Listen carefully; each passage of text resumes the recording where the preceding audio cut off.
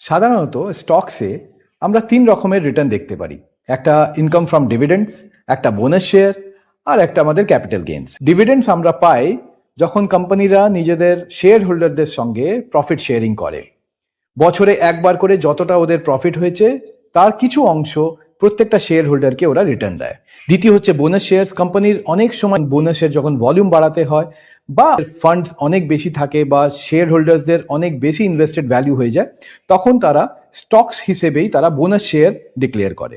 Bonus share যে কোনো প্রপোর্শনে হতে পারে, 1:1, 1:2, 1:3। অনেক সময় দেখা যায় যে কোম্পানিরা স্টক স্প্লিট হওয়ার সময়ও বোনাস শেয়ার ডিক্লেয়ার করে। বোনাস শেয়ার আপনার কাছে ধরে নিন যদি 100টা শেয়ার থাকে, তো কোম্পানি আরো 100টা শেয়ার আপনাকে বোনাস দিল। Third type of return from the stocks হচ্ছে আপনার ক্যাপিটাল গেইন। মার্কেটে আপনার সেই শেয়ারে যখন ভ্যালু বাড়ে তখন আপনি কিছু ক্যাপিটাল আপনি গেইন করছেন ওই ইনভেস্টেড ভ্যালু থেকে, সেটা একটা টাইপ অফ রিটার্ন।